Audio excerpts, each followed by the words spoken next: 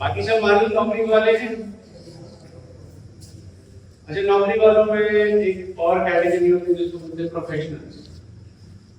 जैसे डॉक्टर जो है वो एक हॉस्पिटल में नौकरी कर रहा है लेकिन अपनी प्राइवेट प्रैक्टिस में, राइट। लॉयर जो है वो किसी फर्म में भी काम कर सकता है, प्राइवेट प्रैक्टिस भी कर सकता है। इंजीनियर भी वही करता है, आर्किटेक्ट भी वही करता है। तो मतलब वो डुअल रोल में खुद की प्रैक्टिस भी है और नौकरी भी। ऐसे कितने लोग जो ये करना चाहते हैं? मेरी आवाज आ रही है?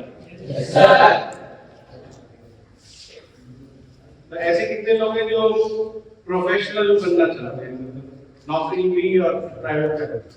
एक, बस एक ही है। दो, तीन, चार। अच्छा, तो नौकरी और प्रोफेशनल और बिजनेस तीन कैटेगरी होगी, राइट। अब जिनको बिजनेस करना है उसी को बोलते हैं एंटरप्रेन्योरशिप, राइट। तो नौकरी वाले में और एंटरप्रेन्योरशिप में क्या फर्क है? इसको मतलब कोई मोटा मोटी जो भी फर्क है।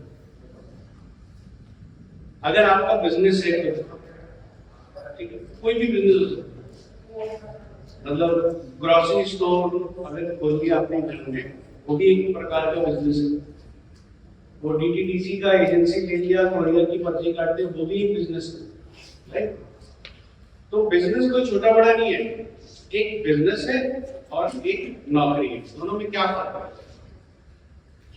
आपके जीवन में क्या फर्क पड़ेगा यदि आप नौकरी करते हैं या आप बिजनेस करते हैं? आप बोलिए बोलिए आप। जो नौकरी करता है वो अपने गाँव में उतने ही पैसा कमा पाता है, और जो अगर वो बिजनेस करता है वो भी फ्रेंचाइजी खोलता है। ओके, तो एक बार अगर मुझे ये समझ में आया कि जो नौकरी कर रहा है उसकी जितनी तनख्वाह है, उसकी जितनी सैलरी है, वो उतना ही कमा पाएगा। ग्रोथ प्रोस्पेक्ट आपके लिमिटेड है। लेकिन यदि आप बिजनेस कर रहे हैं तो ये आपके ऊपर है कि आप कितनी अच्छे से बिजनेस करते हैं, कितना बढ़ा पाते हैं उसको। फ्रेंचाइजी अगर कहते हैं, जैसे मैकडॉनल्ड्स ने अपना एक छोटा सा खोखा लगाया यूएस में या कुछ ग्रुप में, आज मैकडॉनल्ड्स इंडिया में भी है और मतलब ऑलमोस्ट करीबन 100 कंट्रीज में मैकडॉनल्ड्स के आते हैं। वो क्या करते हैं? वो फ्रेंचाइजी बेचते हैं। तो मेरा नाम लगाओगे, मेरे हिसाब से आप खाना बनाओगे, मेरा मेनू रहेगा और मेरे बनाने का। तो ग्रोथ प्रोस्पेक्ट बिजनेस में और, राइट। उसके अलावा और क्या फर्क आपको? बिजनेस में हम ये काम करते हैं कि नौकरी में आप लोग से गवर्नमेंट में काम करते हैं। अच्छा, ओके, मतलब आप ये कहना चाह रहे हैं कि एक तरीके का फ्रीडम रहेगा, फ्रीडम इन डिसीजन मेकिंग। वैसे इतनी कोई फ्रीडम नहीं होती है क्योंकि मार्केट प्रेशर के हिसाब से बिजनेस को डिजाइन करना। अब जैसे मान लीजिए कि मैंने एक पंखा बनाया, राइट। मेरा माने तो 20,000 रुपये पंखा बेचूं, राइट। तो freedom of decision making in terms of आपकी पर्सनल लाइफ में, ठीक है। अब मेरी चाची के भतीजी का बर्थडे, मुझे उसमें जाना है कि मेरा मन है, लेकिन ये मन नौकरी में मेरे को अपने बॉस से पूछना पड़ेगा। बिजनेस है तो आप अपने टाइम को अपने हिसाब से डिवाइड करें। तो जो आपका फ्रीडम है अपनी पर्सनल लाइफ में डिसीजन मेकिंग की, वो आपके पास है। भी आपकी एक कस्टमर की मीटिंग है जिसमें अगर आपको ऑर्डर मिल जाएगा तो आपको 20,00,000 रुपए का फायदा, लेकिन आपके सगे छोटे भाई का है बर्थडे, तो आप किसको ज्यादा वैल्यू देते हैं? वो आपको फ्रीडम आपके पास। सो ऐसा कोई बेइंतहा फ्रीडम नहीं। तो एक हो गया आपका फ्रीडम, दूसरा हो गया आपका ग्रोथ, राइट। और कोई फैक्टर नजर आता है? हाँ बोलिए। सही बात है। मतलब जैसे बिजनेस में तो मैं बेटी में अपना बेच कर नौकरी नहीं करती। ओके, मैंने सर मेरे को बड़ी है आप निकोटिज्म की बात मतलब बाय डिफॉल्ट जो आपका आपने बिजनेस खड़ा किया, आपका बेटा तो बाय डिफॉल्ट बना बनाया बिजनेस में, लेकिन वो आपकी पॉलिसी पे डिपेंड करता है कि पहले आप बेटे को काबिलियत देते हैं और उसके बाद बिजनेस ट्रांसफर करते हैं कि उसको राजगारी करना, वो आपकी पॉलिसी है, राइट।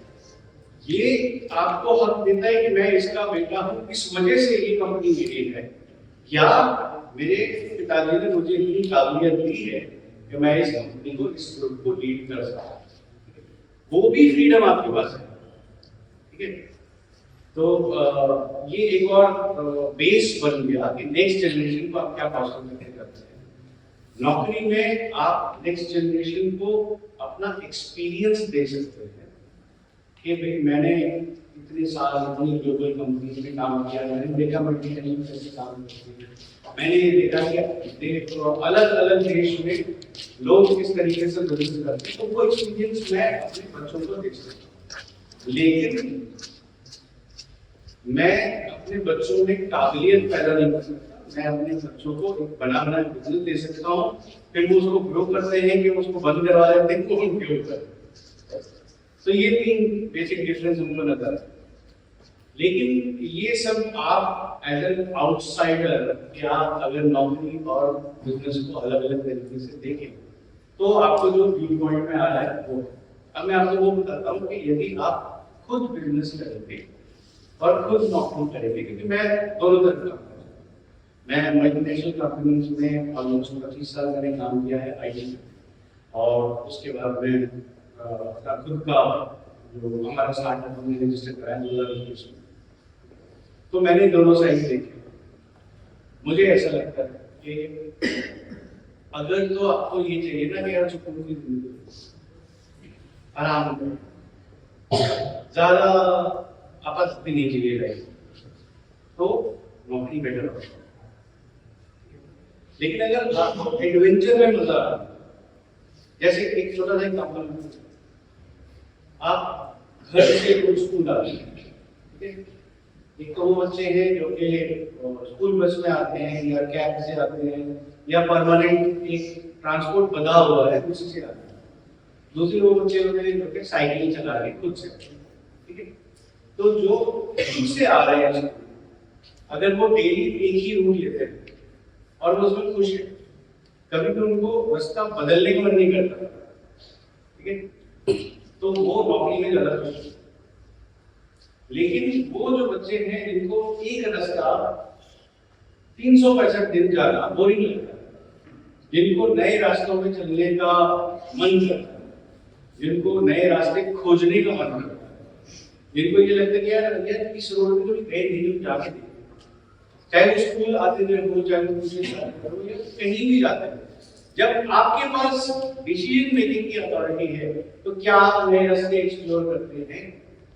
यदि आप इस प्रवृत्ति के हैं तो यदि आप नौकरी में जाएंगे तो आपको सफोकेट होगा, ठीक है। अभी आपके और हमारे जमाने में क्या फर्क है? हमारे जमाने में मैंने पूछा कि कितने लोग बिजनेस करना चाहते हैं, कितने लोग नौकरी, राइट। ये सवाल हमारे जमाने में जब हम आपके उम्र में थे तो ये पूछा ही नहीं जाता। हमारे पास गिनती ऑप्शन, या तो डॉक्टर बनूं, तो इंजीनियर बनूं, या तो IAS बन जाऊं, या फौज में बनूं, पांचवा ऑप्शन भी नहीं, ठीक है। आपके पास सबसे बड़ा प्लस पॉइंट क्या है? आपके पास सबसे बड़ा प्लस पॉइंट ये है कि आज आप चुन सकते हो कि आपको क्या करना है। अब जैसे नौकरी और बिजनेस तो एक चीज हो गई, प्रोफेशनल दूसरी चीज हो गई, लेकिन इसमें हमने ये तो काउंट किया है कि यूट्यूबर भी कोई जॉब है, राइट। यूट्यूबर क्या करता है?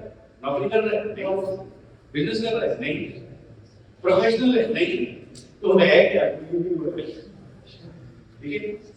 अब यूट्यूबर एक कंटेंट क्रिएटर है और कंटेंट क्रिएटर को मोदी जी ने खुद बुला के अवार्ड दिए, भैया आप बहुत बढ़िया कंटेंट क्रिएटर, राइट। मतलब एक रिस्पेक्टेबल काम है ना, देश का प्रधानमंत्री आपको बुला के वोट दे रहा है तो रिस्पेक्टेबल काम है, लेकिन क्या आपको मालूम है भारत में कितने यूट्यूबर्स होंगे? मोटा लाखों करोड़ों में होंगे। अवार्ड कितने को मिले? 150-200 भी मिले ना। इससे क्या पता लगता है? कंपटीशन तो है ही है, तो हर जगह इतनी आबादी बढ़ेगी, अभी 7 मिलियन लोग हैं धरती में, सब मनुष्य तो एक जैसे दिखेंगे ना, तो कंपटीशन तो होगा ही, राइट? कंपटीशन इंपॉर्टेंट नहीं है, इंपॉर्टेंट है एक्सपर्टीज। ठीक है, आज मुझे यहाँ पे बुलाया गया आप लोगों से बात करने के लिए, मैंने कुछ काम किया होगा अच्छा करने का, सही? वो क्या काम अच्छा किया वो आप जाके इंटरनेट पे सर्च करें। मेरा नाम है मधुकर स्वयंभू, गूगल पे सर्च मारोगे ना मधुकर स्वयंभू, तो जो पहले आपको 10 आंसर आएंगे वो सब मेरे ही पेजेस पे जाएंगे। क्या वो मेरा लिंक्डइन प्रोफाइल है, फेसबुक है, क्या वो वेबसाइट है, तो आप जाके आराम से पढ़ सकते हो कि मैंने जिंदगी में आज तक क्या किया, राइट?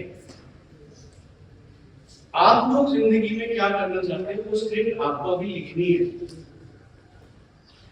मैंने तो स्क्रिप्ट लिख ली है, ठीक है, मेरे पास एक स्लेट है जो कि लिखी जा सकती है, आपकी स्लेट अभी ब्लैंक है। तो आपको जिंदगी में क्या करना चाहिए ये कैसे डिसाइड करें? किसी ने कुछ सोचा है कैसे डिसाइड करेंगे? जब मैं पढ़ाई में बहुत अच्छा हूँ, मैं जिस चीज में अच्छा हूँ मैं वही करूँगा। मेरा साइंस में मुझे तुम लोगों ने सबने स्ट्रीम चुना, राइट? कितने लोग ऐसे हैं जिन्होंने अपना स्ट्रीम इस वजह से चुना कि मुझे ये पसंद है, और कितने लोग ऐसे हैं जिन्होंने अपना स्ट्रीम इस वजह से चुना कि मेरे नंबर इस स्ट्रीम के लिए ठीक है, माँ बाप कहते हैं इसमें जाना चाहिए इसलिए मैं इसमें जाऊँ। कितने लोग हैं जिन्होंने अपना चुनाव खुद किया है, और कितने लोग ऐसे हैं जिन्होंने उनका चुनाव इस वजह से किया कि माँ बाप अपनी मर्जी से चुनने वाले हाथ सबने कुछ क्या तुम लोग मेरी बात सुन नहीं रहे हो या तुम्हारा चुनाव माँ बाप ने किया? इनके हाथ नीचे माँ बाप की वजह से। चलो बढ़िया है। ये ज्यादातर जो है ना ये माँ बाप और संदेश वाले हैं, एडमिशन जो मैं था ओके, तो जो हो गया वो तो हो गया, तो बदला नहीं जा सकता, लेकिन आगे जाने में एक चीज का आपको ख्याल रखना। अभी मैंने यूट्यूबर का एग्जांपल दिया ना, क्यों दिया? वो इसलिए क्योंकि आज आप जिस वक्त में जी रहे हैं आपके पास ये सुविधा है कि आप अपने प्रोफेशन को चुने, और वो कौन सा? अभी मैंने आपको एक और एग्जांपल दिया कि लाखों यूट्यूबर्स में से 200 को अवार्ड मिलता है। कारण क्या है? एक्सपर्टीज। एक्सपर्टीज आप कैसे डेवलप कर सकते हो? एक्सपर्टीज डेवलप करने का सीधा सा तरीका ये है कि आपको ये मालूम होना चाहिए कि वो क्या चीज है जिसके लिए आप पैशनेट हो, और यदि आपने अपने पैशन को अपना प्रोफेशन बना लिया, वो चाहे बिजनेस हो, चाहे वो प्रोफेशनल कॉन्सेप्ट में आप जाए कि नहीं मैं नौकरी भी कर रहा हूँ, प्रैक्टिस भी कर रहा हूँ, या आप नौकरी ही करें, दुनिया रिस्पेक्ट करती है, दुनिया सपोर्ट करती है एक्सपर्टीज को। तो आप किसी भी चीज में, फील्ड कोई भी हो सकती है, उसमें आप एक्सपर्टीज कैसे डेवलप करेंगे? किसी के पास कोई आइडिया? नॉलेज डेवलप करना, ठीक है, अच्छी बात है। एक हो गया नॉलेज, और प्रैक्टिस, वेरी गुड, 2 हो गया। नॉलेज का पार्ट हो गया। अगर आपको नंबर लाने के लिए पढ़ाई करनी है तो आपको डीप थिंकिंग की जरूरत है, ठीक है, तो आप रट लेंगे काम होगा, ठीक है, लेकिन रटने से एक्सपर्टीज नहीं आती। एक्सपर्टीज के लिए डीप थिंकिंग करनी ही पड़ेगी, ठीक है। So knowledge is not mugging up. रटना जो है उससे आपको कोई नॉलेज नहीं होता, उसके आपको नंबर आ जाता है। 3 इडियट देखिए, किसने नहीं देखी आपने? एक दो तीन ने 3 इडियट। वाह, मुझे भी बोलेंगे नहीं। 3 इडियट्स में एक कैरेक्टर है जबल और दूसरा कैरेक्टर है रैंचो। रैंचो जिस फिलॉसफी पे काम करता है वो ये है कि नॉलेज गेन करो। चतुर जिस फिलॉसफी पे काम करता है वो ये कहता है कि रटो और नंबर लो, ठीक है। नंबर लाके आप एग्जाम पास कर सकते हो, एक्सपर्टीज बिल्डअप नहीं कर सकते, ठीक है। तो एक्सपर्टीज बिल्डअप करने की क्या तरीका है? रैंचो गया था इंजीनियरिंग कॉलेज में पढ़ने के लिए क्योंकि उसका इंटरेस्ट था इंजीनियरिंग, राइट। तो आपको ये पता होना चाहिए कि आपका इंटरेस्ट किस चीज में है। सबको पता है किसको किस चीज में इंटरेस्ट है? पक्का? तो एक चीज होती है, इंटरेस्ट को भी थोड़ा समझ लो अच्छे से। एक तो ये है कि भाई मुझे ये सुनना अच्छा लगता है, ये देखना अच्छा लगता है, मुझे मूवी देखना अच्छा लगता है, ठीक है। लेकिन क्या मैं 24 घंटे में 3 घंटे की 8 मूवी देख सकता हूँ? यदि हाँ तो मूवी देखना मेरा पैशन है, ठीक है। यदि ना तो वो शौक है, इंटरेस्ट है, लेकिन पैशन नहीं, ठीक है। तो पैशन वो चीज है जिसको आप 24 घंटे करने के बाद भी आपको नहीं, ठीक है। मानो क्रिकेट खेलना, मुझे क्रिकेट खेलना बहुत अच्छा लगता है, मम्मी बार बार बुलाती रहती है पढ़ ले पढ़ ले पढ़ ले, लेकिन मेरा मन क्रिकेट में लगा रहता है।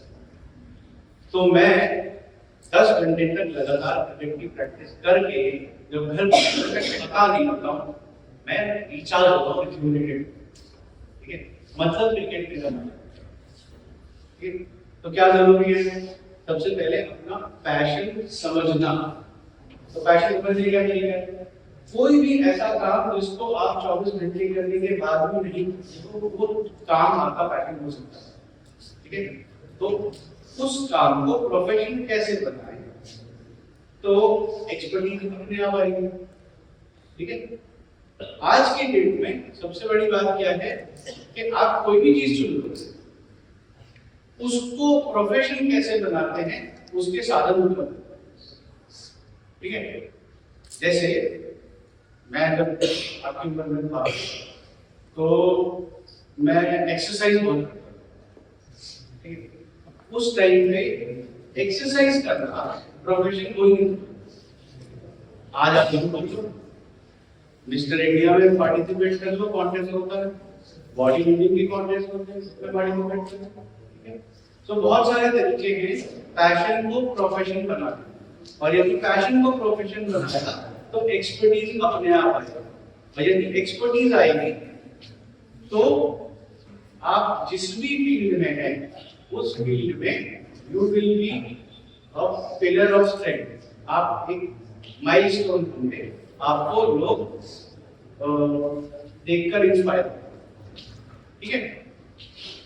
तो सबसे पहले आप सब लोग अपना पैशन एक्सप्लोर करें, फिर उस पैशन को कैसे प्रोफेशन बनाना है उसके ऊपर काम करें, ठीक है। अभी आपके पास एक और बड़ा एडवांटेज है, that advantage is of internet. अभी जैसे मैंने आपको एग्जांपल दिया, आपका सर को सर्च करो गूगल पे, आपको मिल जाएगा कौन क्या करता है, ठीक है। ये सुविधा हमारे पास उपलब्ध नहीं थी जब हम आपके, हम जब कॉलेज में भी पढ़ रहे थे, दिल्ली यूनिवर्सिटी से मैंने ग्रेजुएशन किया है, तो हमको एक किताब ढूंढने के लिए college library, American library, British library और एक दिल्ली पब्लिक लाइब्रेरी, 4 लाइब्रेरीज के चक्कर मारना होता है, और पैसे तो इतने होते नहीं चाहिए सबकी मेंबरशिप ले लो। तो सब चंदा इकट्ठा करके एक को ब्रिटिश लाइब्रेरी का मेंबर बना देते, दूसरे को अमेरिकन लाइब्रेरी का मेंबर बना देते, और तीसरा वो पब्लिक लाइब्रेरी के मेंबर बनता था। कॉलेज लाइब्रेरी को मुफ्त में उपलब्ध थी, ठीक है। फिर एक किताब इशू होकर आती थी, वो कॉलेज में फोटोकॉपी की दुकान थी, उसको देते थे, फिर उसकी 10 कॉपियां बनती थी, फिर सारे बच्चे उसको पढ़ते थे, ठीक है। आज वो समस्या नहीं है, आपको कोई किताब चाहिए आप जाके अमेज़न पे सर्च कर सकते हो, फ्री में चाहिए तो इंटरनेट आर्काइव में जाके सर्च कर सकते हो, कॉपी पढ़िए, आप उसको डाउनलोड कर लो, पढ़ लो, ठीक है। तो आज जो टाइम है इंफॉर्मेशन अबंडेंस का टाइम, लेकिन उस इंफॉर्मेशन को कैसे इस्तेमाल करना है वो आपके दिमाग में होगा, क्लियर होगा, ठीक है।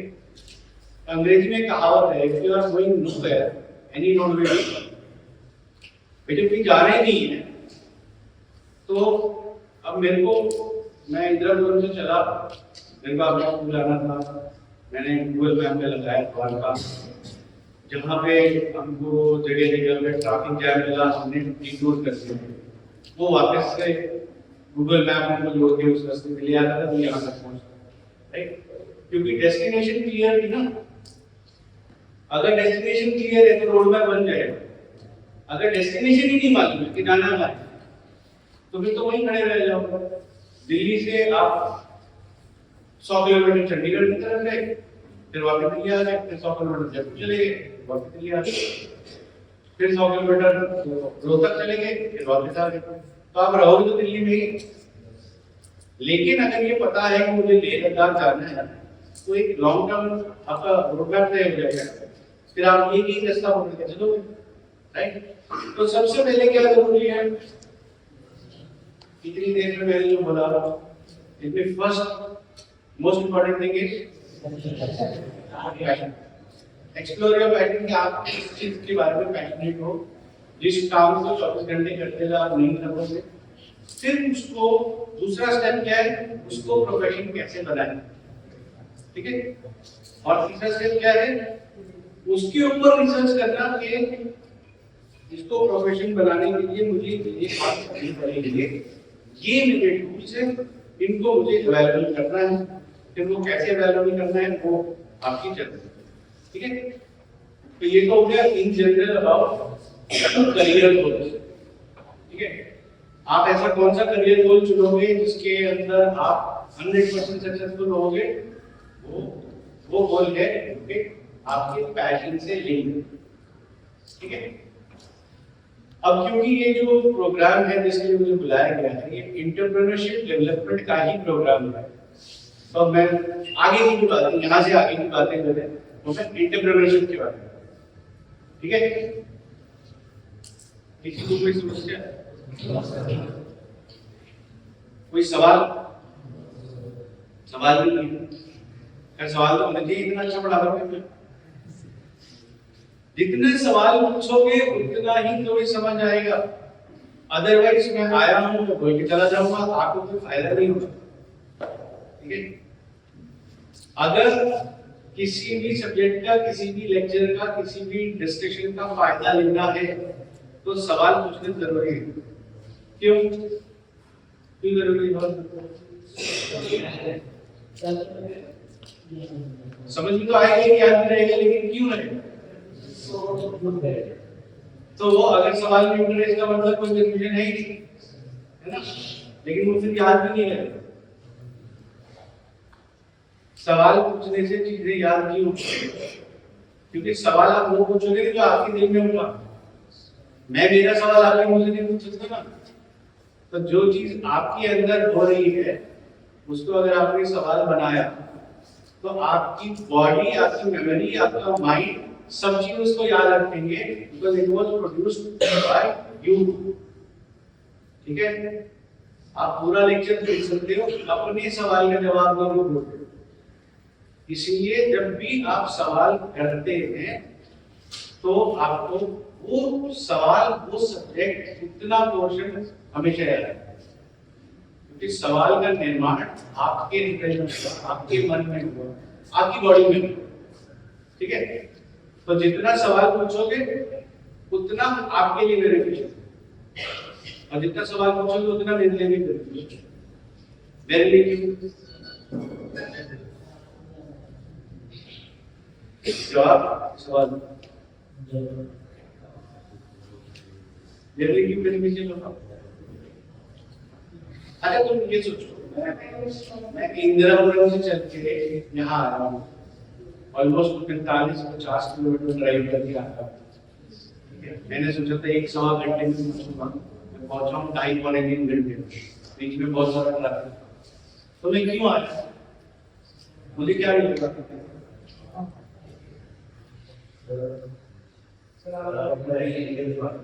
हाँ क्या बात है? एक्सपीरियंस, हाँ ठीक है, एक्सपीरियंस तो बात में आता हूँ, लेकिन एक्सपीरियंस बांटने के लिए मुझे कितनी दूर आने की जरूरत है? इंदिरापुरम में जो स्कूल है तो मैं 45 किलोमीटर ट्रैवल करके 3 घंटे लगा के क्यों आया? मुझे क्या फायदा हो? सर बच्चों को उत्साह बढ़ाएंगे, सोशल वर्कर बनी हूँ मैं। और सोचो कुछ फायदा तुम लोगों को होगा, ये समझ में आता है कि भाई मेरे पास एक्सपीरियंस है, मैं अपना एक्सपीरियंस तो लेके कर रहा हूँ, तुम लोग कुछ ना कुछ तो लेके जाओगे, राइट? लेकिन मुझे भी तो कुछ फायदा होगा जब मैं इतने एफर्ट लगा के तुम्हारे पास आ रहा हूँ, तो कुछ ना कुछ फायदा तो मेरा भी है ना।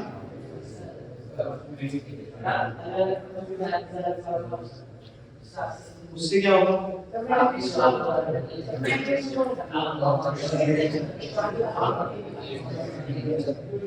उससे मेरा क्या? वो तुम सही रास्ते पे थे, तुम आगे बढ़ो, उसके बाद क्या होगा?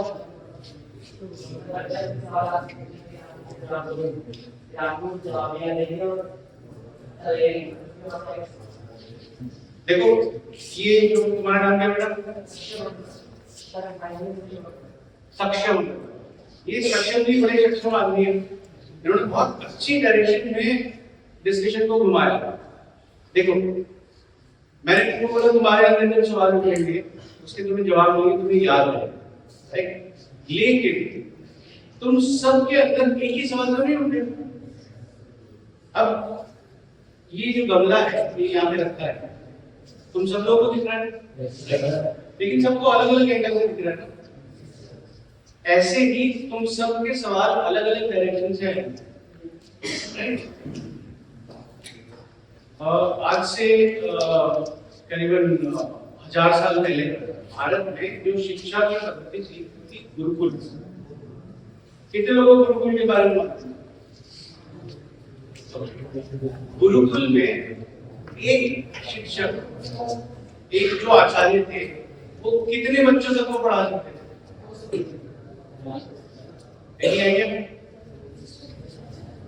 तो कम आए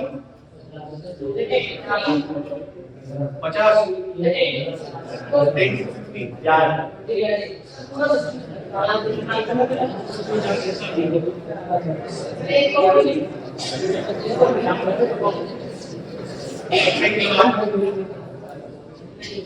गुरुकुल में एक आचार्य सिर्फ 8 बच्चों को पढ़ा, ठीक है? वो 8 बच्चे अपने से छोटे 8 बच्चों को पढ़ाते, वो 8 बच्चे अपने से छोटे 8 बच्चों को पढ़ाते, ठीक है? तो एक आचार्य करीबन 6400 बच्चों तक को पढ़ाता, ठीक है?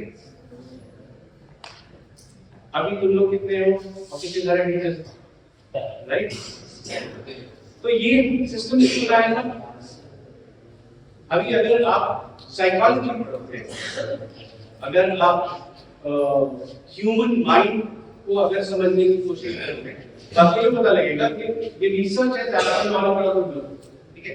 हर कंट्री में इसके ऊपर रिसर्च हुई है सब्जेक्ट के ऊपर कि आपको जो पढ़ाया जाता है उसमें से आपकी रिटेंशन कितनी होती है, आपके दिमाग में कितना रह जाता है, ठीक है? तो जब आपको पढ़ाया जाता है सिर्फ बोल के, यानी कि आप पढ़ रहे हो सिर्फ सुन के, तो आपकी रिटेंशन कितनी होती है? जब आप देखते हो तो कितनी होती है? जब आप पढ़ते हो तो कितनी होती है? ठीक है? तो ये पता लगा जब आप खुद से पढ़ रहे हैं, आपको एक किताब लेनी है, आप पढ़ लो, तो आपकी जो रिटेंशन होती है ना किताब के बाद, वो करीबन 20% है। जो आपने किताब में एक बार पढ़ लिया है उसके बारे में जब डिस्कशन होती है, जब आपको टीचर बोल के पढ़ा देते हैं तो आपकी वो रिटेंशन 20% से बढ़ के 40% हो जाती है। ठीक है, जब आप उस फिनोमेनन को सामने प्रत्यक्ष अपनी आंखों से देख पाते हैं तो वो 40 का 60 हो जाता है। ठीक है, मतलब मैक्सिमम रिटेंशन तो 60% ही हुआ, उससे ज्यादा बनाना तो क्या करें। तो जब आपने अपना समझा हुआ सब्जेक्ट किसी और को पढ़ाते हो तो आपकी जो रिटेंशन है ना वो 90 के ऊपर चली जाती है। कारण सवाल, क्योंकि जो जिसको आप पढ़ाने जा रहे हो राइट सी बात है वो आपसे कम पढ़ा है, आपसे छोटा है उम्र में भी और पढ़ाई में भी। ठीक है, तो वो ट्रेंड दिमाग नहीं है। जब दिमाग की ट्रेनिंग हो जाती है तो वो सवाल बड़ी गिनती के पूछते हैं। जब दिमाग ट्रेंड नहीं होता है तो सवाल ज्यादा पूछते हैं। आप अपने आप को ही सोचो, जब आप 5वीं 6वीं में थे तो ज्यादा सवाल पूछते थे कि आप ज्यादा सवाल पूछते थे, 5वीं 6वीं में ज्यादा पूछते थे ना। तो जैसे जैसे आपकी पढ़ाई बढ़ती जा रही है अपने सवाल पूछने की क्षमता जो है बढ़ती जाती है, राइट। अगर सवाल पूछने की क्षमता घटेगी ना तो रिटेंशन की क्षमता भी घट जाएगी। इसलिए सवाल ज्यादा पूछेंगे तो याद ज्यादा रहेगा। और मेरा फायदा ये है कि आप सब लोग अपने अपने दिमाग से अगर सवाल पूछेंगे तो मैं जब जवाब दूंगा तो मैं भी सीखूंगा। ठीक है, क्यों? क्योंकि आपने जिस डायरेक्शन से, जैसे मैंने आपको बोला कि एग्जांपल दिया, आपको जिस एंगल से ये बंदा दिख रहा है मुझे उस एंगल से नहीं, मेरा एंगल बिल्कुल ही अलग है। तो यदि मुझे आपके एंगल का पता लगेगा तो मैं वो भी सीख जाऊंगा। ठीक है, तो जब मैं आप लोगों से इंटरेक्शन कर रहा हूं तो मेरा सबसे बड़ा फायदा ये है कि मुझे 10 अलग चीजें सीखने को मिलेंगी, लेकिन वो तभी मिलेगी जब तुम सवाल पूछोगे। ठीक है, तो इसलिए सवाल पूछना बहुत जरूरी है। ठीक है, अब जिस हम सब्जेक्ट पे बात करने वाले हैं एंटरप्रेन्योरशिप। एंटरप्रेन्योरशिप और बिजनेस में क्या फर्क होता है पता है? बिजनेस में अपने पुराने आइडियाज कोई कॉपी करता है, कोई न्यू आइडिया लाता है और मार्केट में कुछ कोशिश करता है कि इसका टोटल एक्सपेंड हो, वहीं पर एड्रेस जो वो रिस्क लेता है और वो पूरा सोसाइटी के प्रॉब्लम सॉल्वर की तरह काम करता है। मार्केट में पता करता है कि उसका प्रोडक्ट कहां पे अच्छा होगा, ये सारी चीजें डिटेल्स वो यूज करता है। ये और किसी का कोई पॉइंट एंटरप्रेन्योरशिप और बिजनेस में क्या फर्क है? उसका ये उदाहरण देते हैं। हमारे पास बिजनेस बैंक गया वहाँ पे अंदर एक सरल खरीद के आया 10 रुपए, इस शॉप पर लेके आएगा 15 का बेच देगा। एंटरप्रेन्योर क्या करेगा, 10 का कदम खरीद के आएगा, उसको बढ़िया से रखेगा, उसके दोस्त निकालेगा तो 10 रुपए का कदम आया और 40 से 4 लाख का कदम आपको बेच देगा। लंबे समय तक तो वो okay, good good, very good. ठीक, एक दो चीजें जो इन दोनों की बातों से समझ में आया कि आपने एंटरप्रेन्योर को ऐसे परसीव किया है, आपने ऐसे समझा है कि जो आदमी इनोवेट कर रहा है, इन्वेंट कर रहा है, रिक्रिएट कर रहा है या वैल्यू एडिशन। ठीक है, तो एक चीज हुआ कि कोई भी काम और मुश्किल से भी किया जा सकता है और आसानी से भी किया जा सकता है। आसानी से तब होगा जब आप उसके बारे में सोचेंगे, राइट, जब आप डीप थिंकिंग करेंगे। ठीक है, जब आप समस्या की जड़ तक पहुंचेंगे और उसको सॉल्व करने की कोशिश करेंगे, राइट। ऊपर ऊपर से काम करेंगे तो बार बार करते रहना पड़ेगा और वो हर बार डिफिकल्टी लेवल बढ़ जाएगा। अगर आप ग्रासरूट में जाके काम करेंगे तो उसमें कुछ ना कुछ इनोवेशन होगा, राइट। तो एंटरप्रेन्योर जो है वो एक यू कैन से के थिंकिंग बिजनेसमैन, सोच के काम, ठीक है, कुछ इनोवेट करता है, कुछ इन्वेंट करता है कोई नया रास्ता चलता है, कोई जैसे मैंने आपको बताया ना कि स्कूल से घर आने के लिए या घर से ट्यूशन जाने के लिए अगर आप नए नए रास्ते चलते हैं तो मतलब आपके अंदर वो एंटरप्रेन्योरशिप का कीड़ा है, राइट? उसको कैसे पेड़ बनाना है, उसको कैसे डेवलप करना है, that is what we will be discussing. ठीक है, सो एंटरप्रेन्योरशिप डेवलपमेंट का पहला जो प्रिंसिपल है वो ये है कि आपको चैलेंजेस में मजा आना चाहिए। ठीक है, अगर आपको कंफर्ट चाहिए नहीं यार जो बोलेगा वो करने में है तो एंटरप्रेन्योरशिप आपके लिए नहीं है। ठीक है, जो ज्यादा सवाल पूछते हैं वो एंटरप्रेन्योरशिप में लगता है, जिनको नॉर्मल वो लोग एंटरप्रेन्योरशिप। ठीक है, तो सेट पैटर्न नहीं है। एक तो ये है कि आपको बड़ी नहीं चढ़ना चाहिए, फर्स्ट क्लास आप गाड़ी चलाओ, और एक ये है कि आपको पहाड़ पे चढ़ना है, पकड़नी भी नहीं है, आप चलोगे तो बनेगा। तो अगर वो वाला रास्ता आपको चाहिए तो वो एंटरप्रेन्योरशिप का रास्ता है। हर बार नए चैलेंज आएंगे, हर बार नई अपॉर्चुनिटी। ठीक है, जैसे कुछ बड़े भाग्यशाली लोग थे जिन्होंने 2019 में बिजनेस खोला, जनवरी मार्च में आगे खोला। ठीक है, 2025 काम नहीं करते। सो चैलेंजेस किसी भी टाइप के वजह से, अब कोविड से पहले इस तरह की महामारी 1920 में आई, ब्यूबोनिक प्लेग यूरोप में आया। ठीक है, तो किसी के भी सिलेबस में तो वो था ही ना, एक ग्लोबल पैंडेमिक हो जाएगा और ग्लोबल शटडाउन हो जाएगा, ये तो किसी ने सपने में नहीं सोचा। ठीक है, तो एंटरप्रेन्योरशिप में आप जब जाएंगे तो आपको चैलेंजेस नए नए मिलेंगे, लेकिन ऐसा तो नहीं है कि कोविड जो है वो नौकरी पेशा वालों को नहीं आया। नौकरी पेशा में हमारा जो बेसिक थॉट प्रोसेस है वो क्या है यार, मंथ एंड में सैलरी तो आनी चाहिए ना, सारे खर्चे तो नहीं जाएंगे ना, लेकिन मंथ एंड हो गया सैलरी नहीं। अब वो ज्यादा बड़ी प्रॉब्लम है भाई, जो बिजनेस में है उसको तो आपका रास्ता खुद बनाना है। बोले भाई ठीक है, अब दिल्ली बंद है, किसान आंदोलन हो गया, दिल्ली नहीं सकते, ठीक है हैदराबाद चलते हैं, गुड़गांव चलते हैं, कहीं भी जाओ मेरी मर्जी, लेकिन नौकरी वाले को तो दिल्ली जाना है। फिर बहुत अलग से बोलेगा यार नहीं बनाते यार, तुम आते दिन तो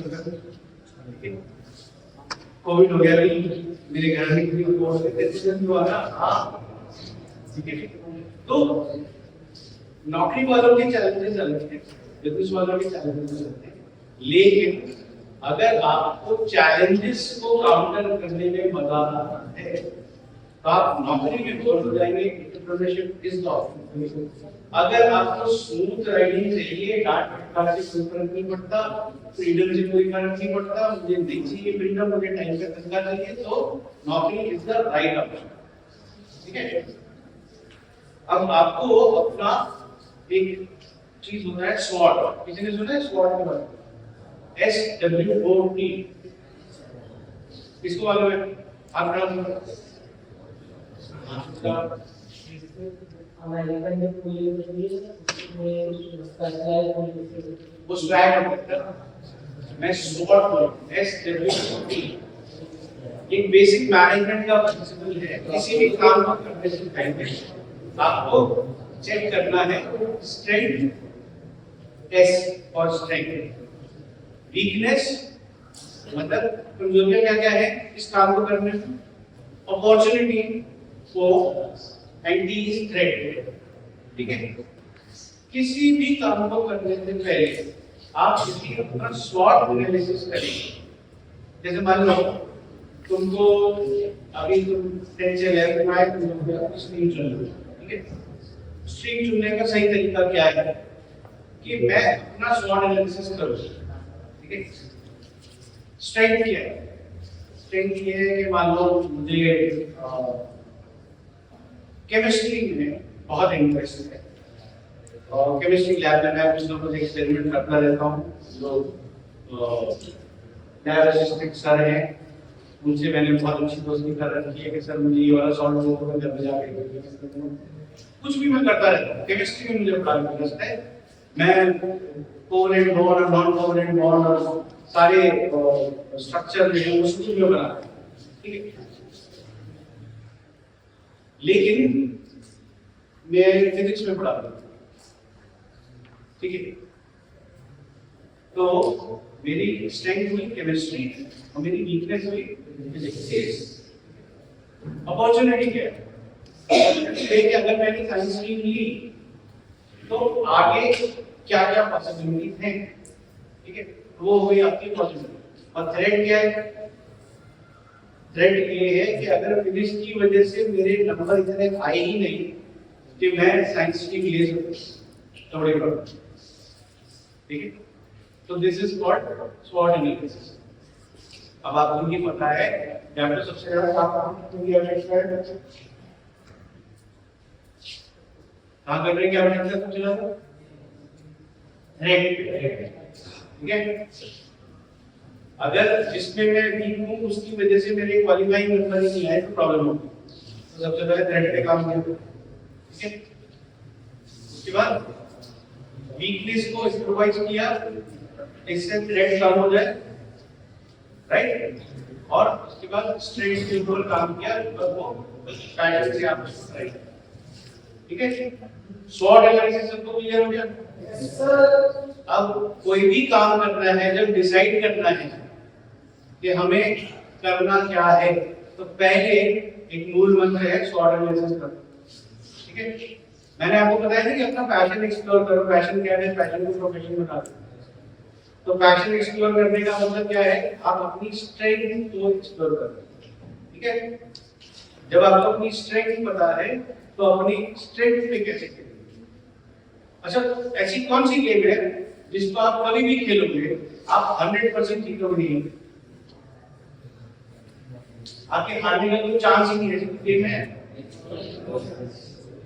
किसी के दिमाग में ऐसी कोई गेम जिसको आप खेलोगे तो हारोगे ही नहीं पता। जो गेम के रूल्स आप डिसाइड करें,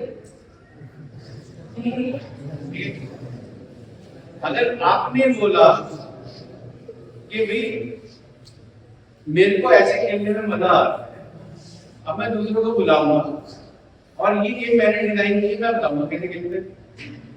तो जहां पे आपके हारने की संभावना हो बदल दो, ठीक है ना। तो जिस गेम के रूल आप डिफाइन करोगे उसमें आप हारोगे। तो हमें क्या करना है? हमें अपनी खुद की गेम डिजाइन करनी है, ठीक है। अगर गेम हमारी है तो हम ही जीतेंगे, कोई दूसरा जीत नहीं, ठीक है। तो entrepreneurship is creating your own rule book, defining your own rules, ठीक है। अगर आप अपने रूल्स को डिफाइन करेंगे तो आप हमेशा सक्सेसफुल होंगे।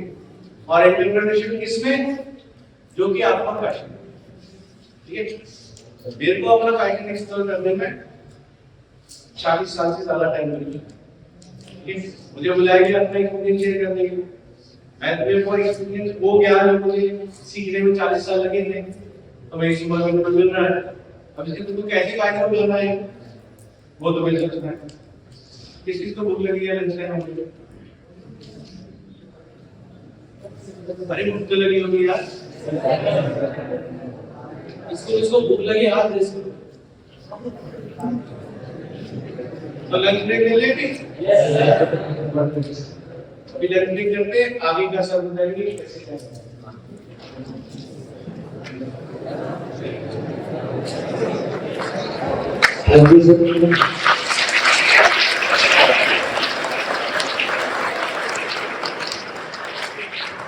सेशन कुछ वर्क था, समझ आया कुछ?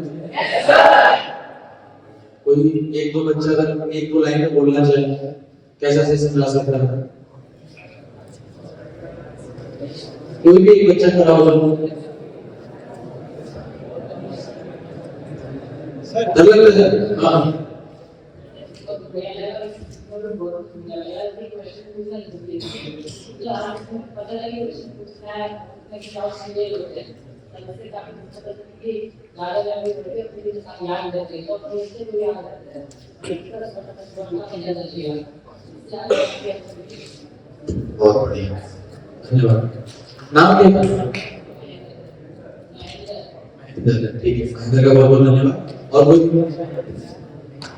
कोई फीडबैक या शेयर करना चाहता हूँ आप बताओ।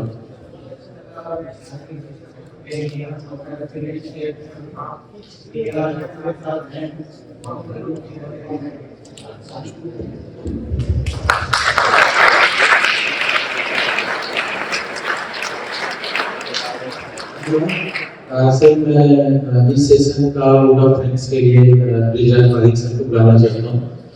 रिजल्ट फरीद सर हमारे यहाँ लेक्चरर पॉलिटिकल साइंस है।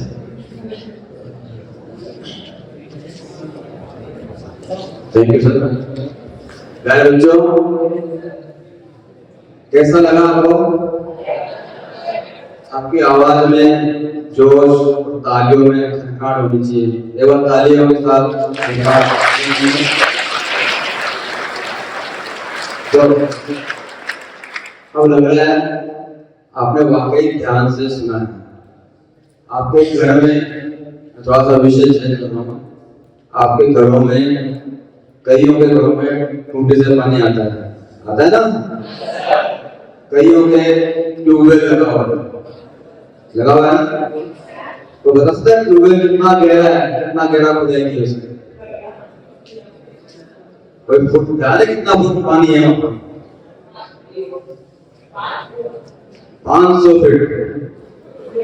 हाँ ठीक है, 350 फीट से नीचे पानी मिल रहा है। क्यों मिल रहा है? हमने पानी का मिसयूज ज्यादा किया है। प्राचीन समय में हमारे तालाब, कुएं, बावड़ी होते थे, जानते ना? कुआं देखा ना? कुआं हाँ, थोड़ा कुछ देखा नहीं, बहुत बढ़िया। कुछ को छोड़ के सबने देखा। बच्चों, आज उस कुएं का पानी भी बहुत नीचे चला गया है। चला इसलिए गया कि हमने पानी का दुरुपयोग किया है, मिसयूज किया है। जबकि आवाज सुनो, रहीम जी ने कहा है, रहीम पानी राखिए बिन पानी सब सूख, पानी गए नौकरी मोती मानस फूल। जो हमारे आज के मुख्य वक्ता है, नाम ध्यान में ना रहेगा, क्या नाम है? कोई पूरा नाम बता सकता है? मैं बताता हूँ पूरा नाम। मधुकर स्वयंभू। मधुकर यानी मोहित करने वाला। ये इनकी वाणी से, इनकी बातों से, इनके ज्ञान से हम सब मोहित हो गए। मोहित हुए ना? और ये स्वयंभू है, ज्ञान इन्होंने अपने आप पैदा किया है। इनकी लगन थी, मन में इच्छा थी, उसने हमें ये ज्ञान पैदा किया। आज आपके सामने मन रखा है। हमें वापस पुरानी बात करता हूँ, जो सर काम कर रहे हैं, ये जो पानी का लेवल नीचे जा रहा है, उसको बढ़ाने के लिए सर काम कर रहे हैं। जो प्राचीन समय की हमारी वैदिक ज्ञान है, जो 5000 साल पहले वैदिक लिखे गए, उन ज्ञान का प्रयोग करते हुए सर जल स्तर बढ़ाने का काम कर रहे हैं। और भारत के कई शहरों में कई तालाबों को का पानी उन्होंने बढ़ाया। एक संस्था बनाई है वैदिक सृजन, वेदों के द्वारा उस ज्ञान का उपयोग करके नया सृजन करना, नए हमारे जो आवश्यकताएं उनको पूरा करना। तो ऐसे काम को करने वाले बहुत बिजी हैं।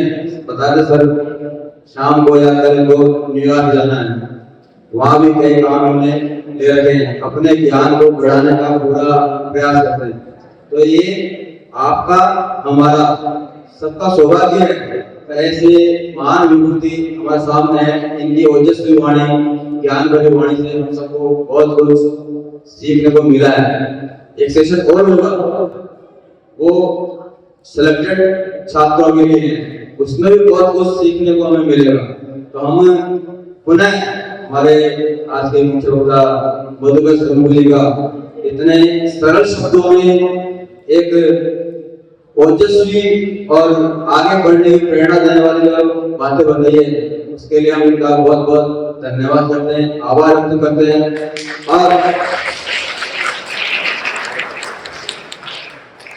आशा करते हैं कि ऐसे ही आप बच्चों के प्रति ये स्नेह बनाए रखेंगे। कभी हमारे शिशु के स्तर उन्हें आपको अगर निवेदन करें तो बच्चों को ज्ञान बांटने जरूर आए और बच्चों की ओर से विश्वास दिलाते हैं कि भाई आपकी अपेक्षा है कोई इनसे है तो हम ये पूरा करने की पूरी कोशिश करेंगे। आपकी अपेक्षाएं, आपका जो भविष्य का जो मार्गदर्शन है वो इनके बहुत काम आएगा। उन्हें पूरे विद्यालय परिवार की ओर से, बच्चों की ओर से हमारे मधुकर जी का, शंभू जी का बहुत बहुत आभार करता हूँ, धन्यवाद करता हूँ। उनके साथ ही जो हमारे पंकज कुमार जी हैं, ये भी इनके साथ उसी कार्य में वैदिक सृजन में ही संस्थापक होकर में काम कर रहे हैं। समय की थोड़ी मर्यादा है इसलिए उनकी ओजस्वी वाणी से थोड़ा सा वंचित रहे, लेकिन जरूर मौका मिलेगा हमें इनके भी ज्ञान का अनुभव लाभ प्राप्त हो। मैं ऐसा मैं प्रयास भगवान से निवेदन करता हूँ। और श्री हमारे मौलाना चौधरी हैं, ये भी पर्यावरण के ऊपर काम कर रहे हैं। आप बहुत भाग्यशाली हो, ऐसे ऐसे महान व्यक्ति हमारे सामने हैं। इनके देखने से, इनके चेहरे को देखने से हम सब बहुत बहुत लाभान्वित हो जाते हैं, हमें बहुत प्राप्त मिल जाता है। एक ऑरा बना हुआ है इनके चेहरे पे, चमक देखिए आप, इस चमक से हम सबको बहुत कुछ मिलने वाला है। और साथ ही मैं शिशुकेश जी का भी धन्यवाद करता हूँ जो बच्चों के हित में काम करते हैं, बहुत कुछ नए से नए प्रयोग करने का प्रयास करते हैं, अच्छे से अच्छा बच्चों को देने की कोशिश करते हैं। मैं सभी आए हुए महानुभावों का, हमारे शिक्षक साथियों का, जो पीछे देश से खड़े हैं, जो मंच कर रहे थे, कुछ करो भाई, कुछ करो भाई, अच्छा करो भाई, इन सब का मैं पुनः बहुत बहुत आभार करता हूँ, धन्यवाद करता हूँ। और ऐसे मौका मिले पुनः निवेदन होगा कभी आगे बच्चों के साथ में काम करें।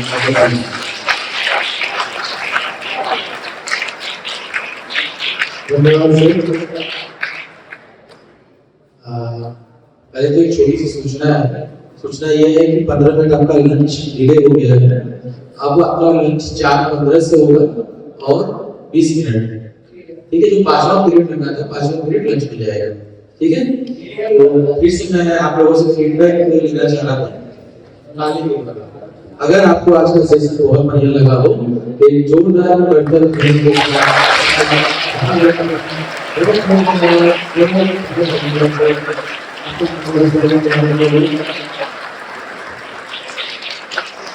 Thank you.